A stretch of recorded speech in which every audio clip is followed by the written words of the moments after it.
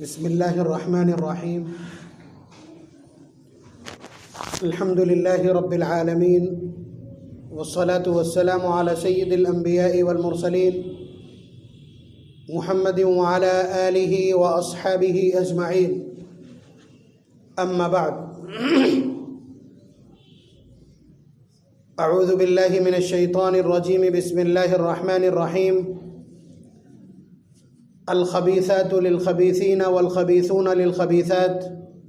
والطيبات للطيبين والطيبون للطيبات أولئك مبرؤون مما يقولون لهم مغفرة ورزق كريم. وقال النبي صلى الله عليه وسلم من زنى زني بأهله أو كما قال عليه الصلاة والسلام. پچھلے 3 جمعے سے مسلسل ایک مضمون آپ کی خدمت میں ذکر کیا جا رہا ہے. اس کا حاصل یہ تھا کہ کثرت سے اس طرح کے واقعات ہمارے معاشرے میں ہو رہے ہیں کہ مسلم نوجوان کسی غیر مسلم لڑکی سے کورٹ میرج کر لیتا ہے، یا بہت ساری ہماری بچیاں جو ہماری عزت اور آبرو ہیں وہ غیر مسلم نوجوانوں کے ساتھ ان کے رسم و روایت کے اعتبار سے جا کر کے ان کا مذہب قبول کر کے اور اس کے بعد کورٹ میرج کر لیتے. انٹر ریلیجن یہ سارا نظام جاری ہے. تو اب واقعات کا تناسب کیا ہے یہ حکومتوں کو معلوم ہے. یہاں جو برادران وطن ہیں وہ مذہبی اعتبار سے کتنے فرسودہ اور کتنے کمزور ہیں، اس لیے اس طرح کے واقعات ان کے یہاں عام طور سے ہوتے رہتے ہیں. تو انہوں نے ابھی ایک قانون بنایا، غیر مسلم لڑکیوں کے مسلمان ہونے کو انہوں نے کہا کہ یہ مسلمانوں کی طرف سے کی جانے والی ایک کوشش ہے. اس کا نام دیا انہوں نے لو جہاد، اور اس کی وجہ سے قانون بنایا اور ظالمانہ انداز میں اس کا امپلیمنٹیشن کیا، اور اس کے بعد ظلم اور بربریت کی ایک نئی داستان لکھی جانے لگی، جس کا فوراً یہاں کی عدالت عالیہ سپریم کورٹ نے سنگیان لیا، اور اس کے بعد اس پر ابھی تک سنوائی چل رہی ہے. تو اس سلسلے میں نے یہ کہا تھا کہ جو کچھ اس کے طریقے ہو سکتے ہوں اور اپنائے جا رہے ہیں، لیکن ایک بڑا طریقہ اور سوچنے کا ایک انداز اور زاویہ یہ بھی ہو سکتا ہے کہ کہیں ایسا تو نہیں کہ ہم نے اپنی بچیوں کو حیا اور حجاب سے، عفت اور پاکدامنی کے احساس سے اتنا آزاد یا اتنا عاری کر دیا ہے کہ انہیں اب اس طرح کی حرکتوں کو کرنے میں کسی طرح کی کوئی جھجک، ہیزیٹیشن یا کسی طرح کا کوئی حجاب نہیں رہا. یہ ہماری مجرمانہ غفلت ہے، یہ ہماری مجرمانہ ڈھیل ہے جس کی وجہ سے حالات یہاں تک پہنچے. ہو سکتا ہے اللہ تبارک و تعالیٰ نے ہمارے تنبہ کے لیے یا ہماری تنبیہ کے لیے یا ہمیں بیدار کرنے کے لیے ہمارے اوپر یہ تازیانہ عبرت یا یہ ہمارے اوپر کوڑا چلا دیا ہو، ایک ظالم کو مسلط کر کے اور اس طرح کا قانون بنوا کر کے ہماری نیندیں حرام کر دی ہو. اور یہ اپنے آپ میں سچ ہے کہ جس طرح سے اس طرح کے واقعات کثرت سے پیش آ رہے ہیں، اس پر ہماری جو بے حسی ہے، ہماری جو خاموشی ہے، وہ بڑی مجرمانہ ہے. تو اس لیے میں نے یہ مضمون شروع کیا تھا کہ اس طرح کی بیداری پیدا ہو. جو بچیاں اس راہ پر آگے بڑھ رہی ہیں یا والدین کے علم میں کہیں نہ کہیں کچھ نہ کچھ اشارات ہیں، وہ کم از کم اس کو سنگیان لے کر کے یا اس کے اوپر سنجیدہ کوشش کر کے انہیں اس غلط راستے سے روکیں. مجھے یہ کہنے میں قطعی دریغ نہیں ہے کہ خانوادوں کا حال یہ ہے کہ اگر کسی گھر کے اندر 5 بھائی بہن ہیں،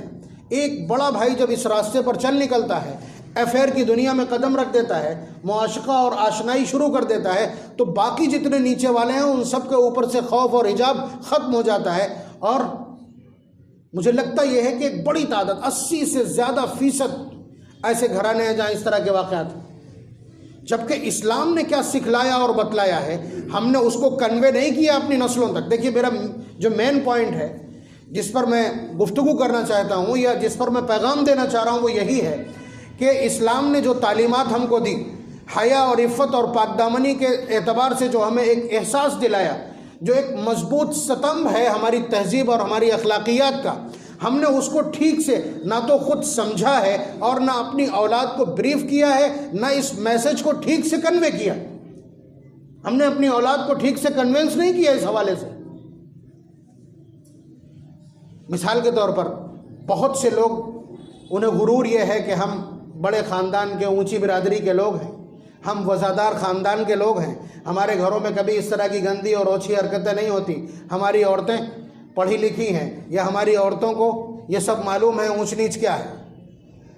تو یہ اپنے سمجھانے کے لیے تو ہو سکتا ہے، یہ شیطان کا ایک وسوسہ تو ہو سکتا ہے، یا شیطان اور ابلیس کی ٹیچنگ تو ہو سکتی ہے، حقیقت کچھ بھی نہیں۔ آپ کتنے وفادار ہیں، آپ کتنی بلند برادری اور بلند خاندان سے تعلق رکھتے ہیں، آپ کتنے زیرک اور دانشمند اور ہوشیار ہیں، کیا نبی کے خاندان سے زیادہ، کیا نبی کی اولاد سے زیادہ، یا آپ کی عورتیں کیا نبی کی عورتوں اور نبی کی ازواج اور نبی کی بیٹیوں یا صحابیات سے زیادہ معتبر ہیں، زیادہ غیرت مند ہیں، زیادہ حساس ہیں، زیادہ فکر مند ہیں اور زیادہ سنجیدہ ہیں؟ اگر نہیں، اور یقیناً نہیں، اور کبھی نہیں ہو سکتا ایسا، تو سنیے، اللہ تبارک و تعالیٰ نے جب پہلے حکم نازل کیا تو فرمایا یا ایھا النبی، پارہ نمبر 22 سورہ احزاب کی آیت پڑھ رہا ہوں، یا ایھا النبی،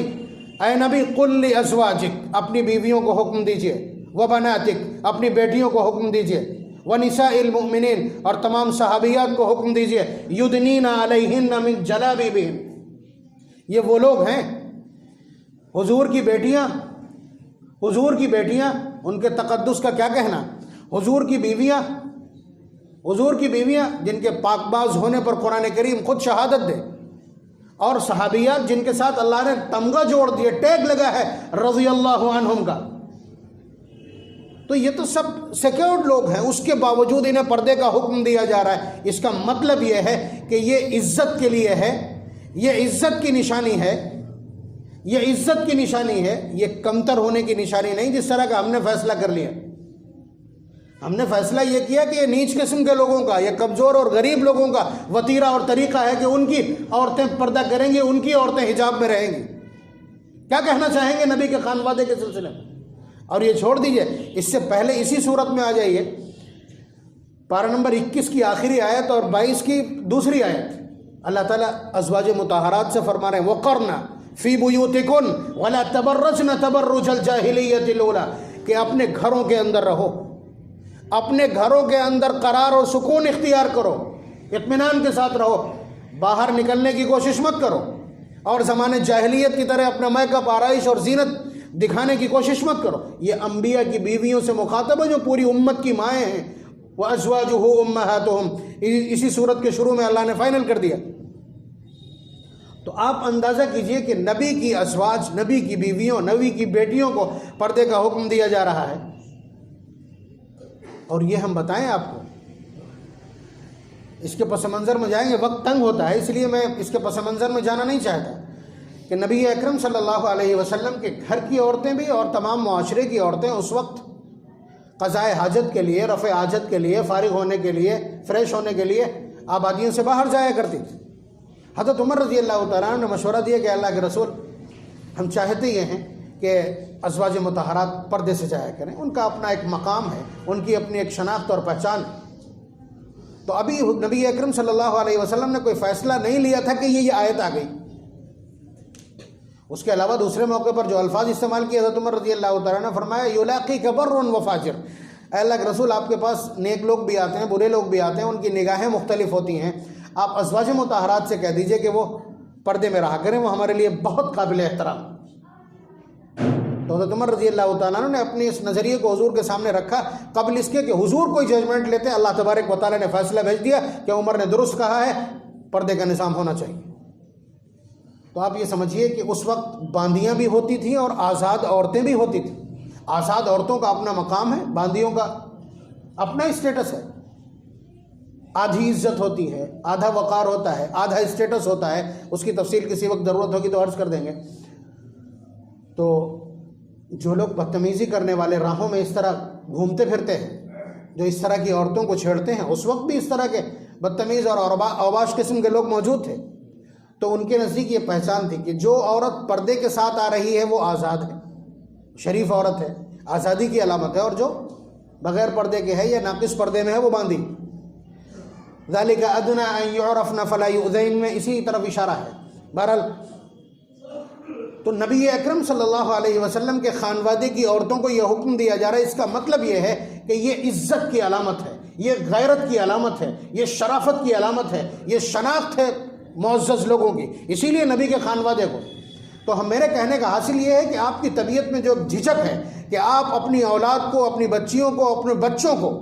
اپنے بچوں کو یہ بتلا نہیں پا رہے ہیں ٹھیک سے، آپ اس سلسلے میں سوشل دباؤ کنارے کر دیجئے۔ جو ویسٹرن کلچر کا جو آپ کے اوپر دباؤ ہے اور آپ کو لگتا ہے کہ بچیاں اور بچے پلٹ کے یہ جواب دے دیں گے کہ لوگ ہم سے کیا کہیں گے،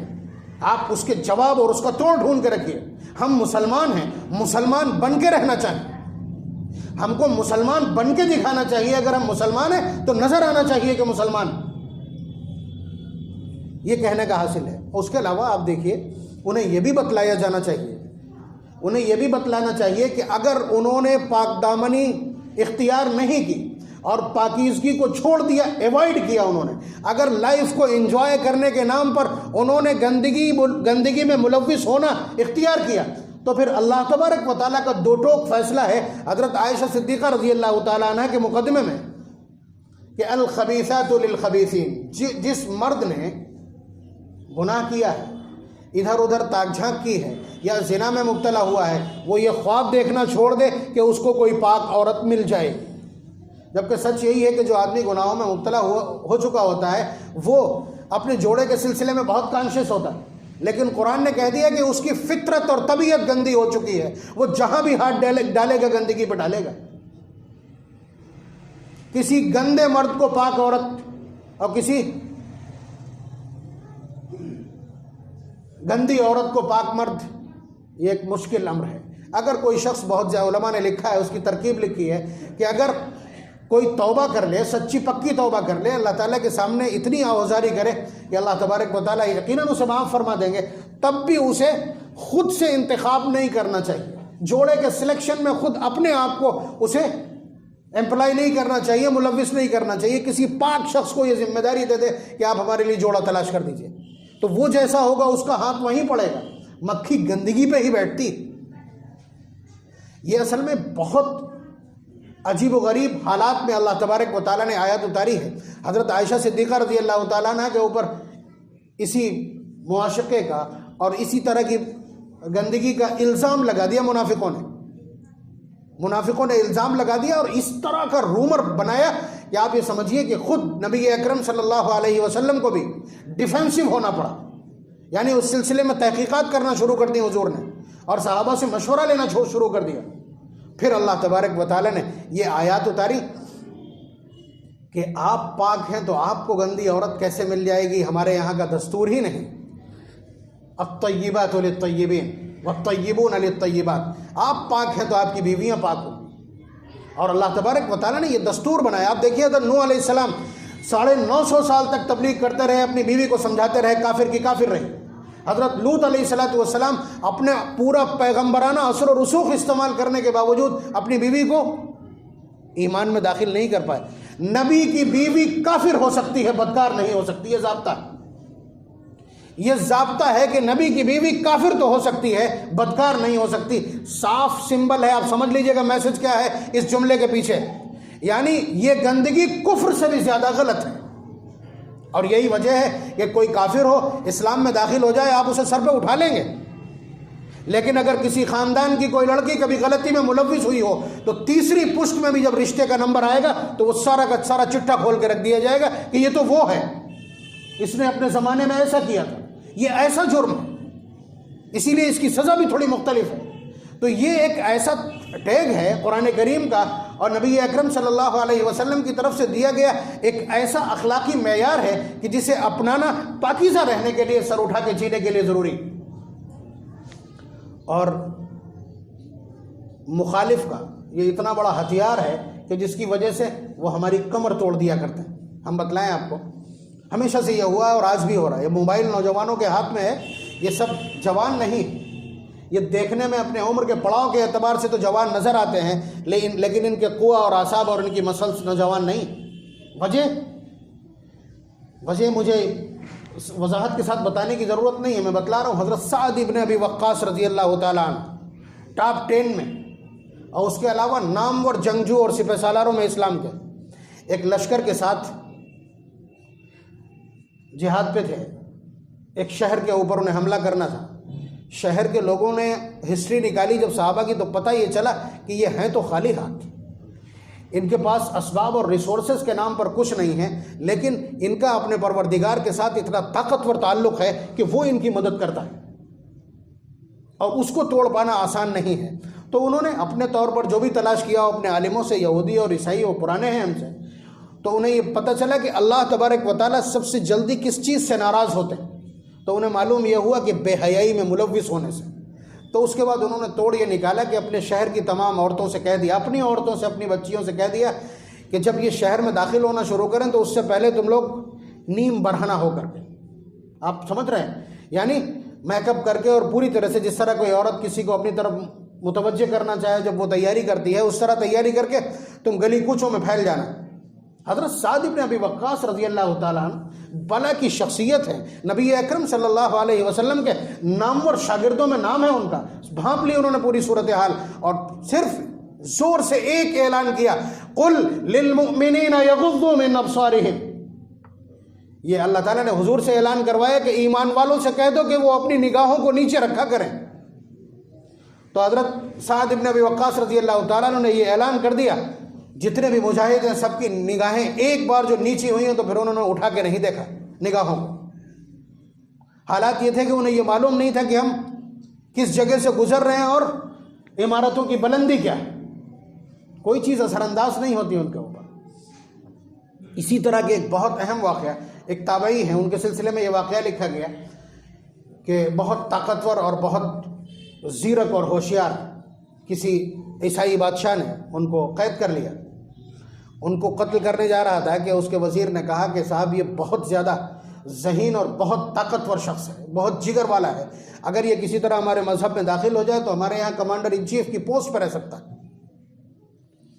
تو اس نے کہا بتاؤ کیا کوشش کی جائے، تو انہیں بلا کر کے جو لالچ دیا جانا چاہیے تھا اقتدار کا کہ ہم آدھی حکومت تم کو دے دیں گے، یا یہ دے دیں گے، وہ دے دیں گے، بندے کے اوپر کوئی اثر نہیں۔ نبی اکرم صلی اللہ علیہ وسلم کے وفاداروں کے اوپر کوئی چیز اثر نہیں کرتی۔ تو بادشاہ کی بیٹی نے، شہزادی نے دیکھا کہ باپ بہت پریشان ہے، تو پوچھا کیا بات ہے، کہا کہ ایسا ایسا معاملہ ہے، کہنے لگے یہ میرے اوپر چھوڑ دیجیے آپ۔ شہزادی آپ سمجھ سکتے ہیں نازک اندام ہو، کیا اس میں جمال رہا ہوگا۔ ایک کمرے میں قید کر دیا گیا اور وہ سج سنور کر کے اس کے کھانے پینے ہر چیز کا انتظام کرتی، اسی کمرے میں رہتی۔ 40 دن اسی حال میں گزر گئے۔ 40 دن کے بعد جب وہ بے بس ہو گئی تو اس نے کہا کہ آپ مرد ہیں یا کچھ اور ہیں، آپ انسان ہیں کچھ اور ہیں، کہ مجھ جیسوں کو دیکھنے کے لیے لوگ ترستے ہیں،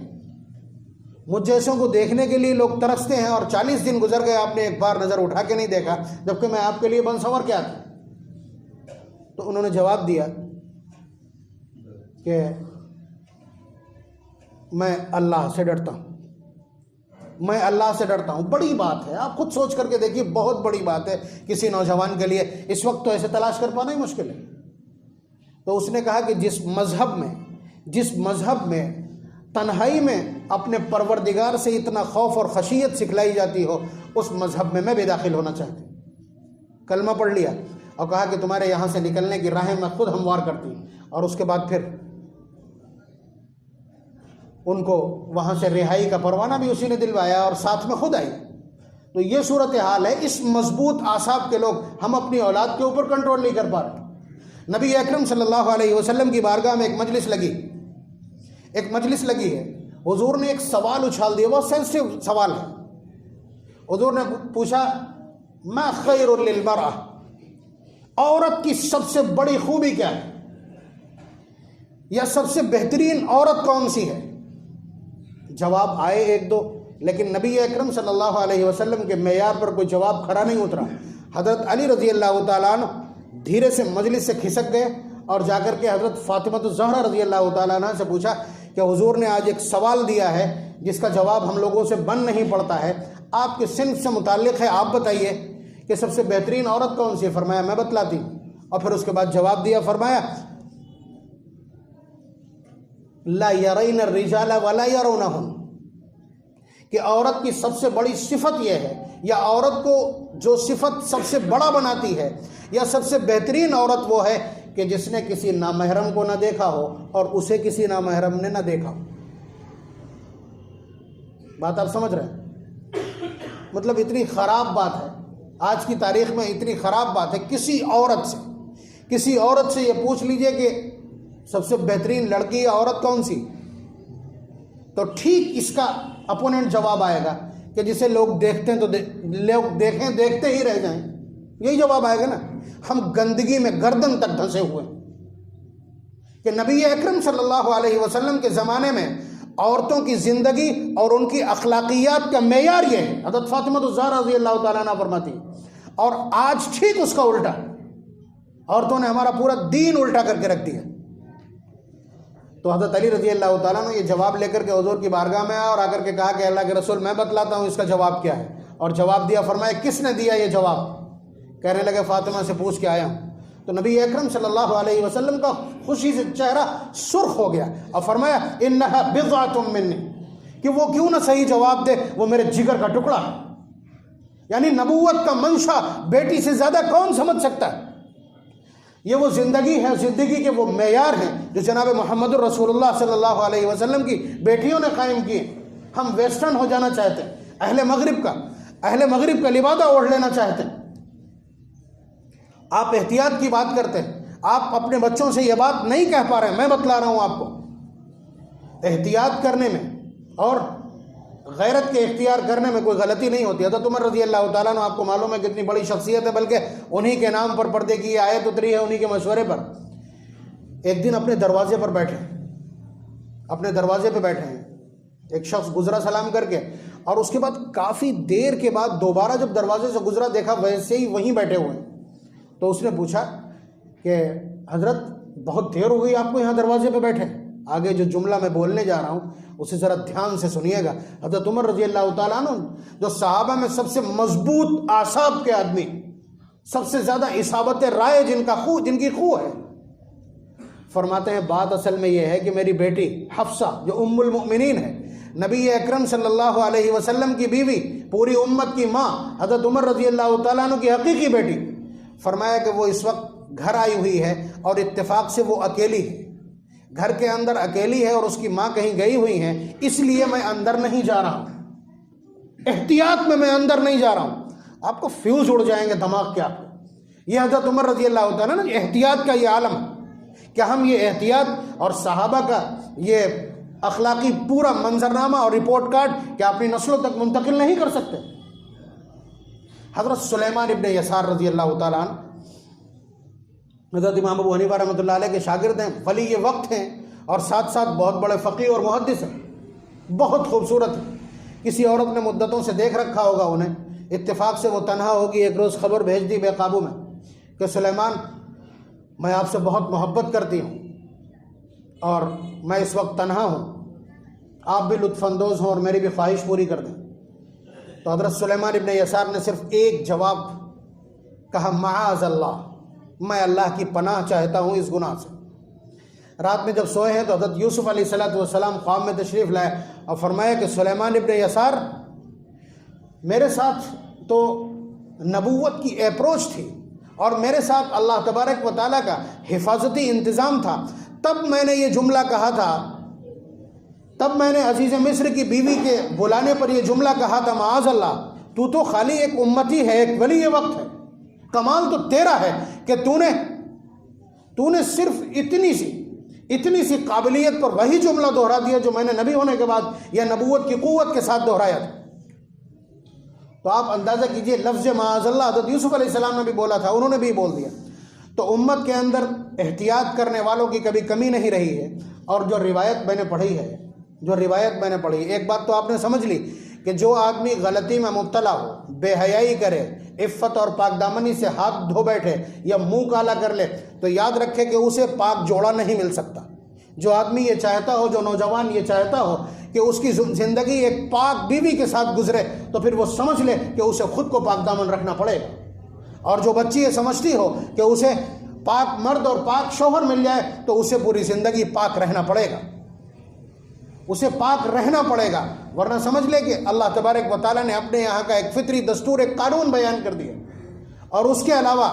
جو لوگ یہ چاہتے ہوں کہ ان کی نسلیں پاک رہیں، انہیں چاہیے کہ وہ اس گندگی سے توبہ کر لیں۔ نبی اکرم صلی اللہ علیہ وسلم نے فرمایا من زنا زنی بأہلہ، جس نے زنا کیا تو یاد رکھے کہ اس کی اولاد میں سے کسی نہ کسی عورت کے ساتھ زنا کیا جائے گا۔ دوسرے کی آبرو متاثر کی ہے، دوسرے کی عزت کے ساتھ کھلواڑ کیا ہے، تو اس دن کو یاد رکھے جس دن اس کی آبرو لوٹی جائے۔ یہ نبی اکرم صلی اللہ علیہ وسلم کے فیصلے۔ تو اگر اس طرح کا مزاج یا اس طرح کے پیغامات یا اس طرح کی خوبیاں یا اسلام کی یہ بنیادی تعلیمات اور اخلاقی تعلیمات ہم نے اگر اپنی نسلوں تک پہنچائی ہوں اور اپنی نسلوں کو ان اصولوں کی بنیادوں پر پرداخت کیا ہو، پرورش کیا ہو اور انہیں یہ سب کچھ سمجھایا ہو، تو میں امید کرتا ہوں کہ کہیں نہ کہیں ان کے دلوں کے اندر اللہ تبارک و تعالیٰ کا خوف رہے گا اور ان کی پلکوں کے اوپر حیا کا اثر دکھائی پڑے گا، ان کے سروں کے اوپر عفت کی چادر رہے گی اور وہ گناہوں سے اپنے آپ کو بچانے کی طاقت اور استقامت اور عزم اپنے اندر ضرور محسوس کریں گے انشاءاللہ۔ آپ عہد کیجئے کہ آپ اپنی نسلوں کو ان اصولوں کے اوپر پرورش اور نشو و نما کے لیے رہنما بنیں گے، رہنمائی کریں گے۔ اللہ تبارک و تعالی ہماری نسلوں کو باغیرت بنا دے، ہماری نسلوں کو حیا، عفت، پاک دامنی کا احساس عنایت فرما دے، ان کے چال و چلن کو پاکیزہ بنا دے۔ وآخر دعوانا ان الحمد للہ رب العالمین۔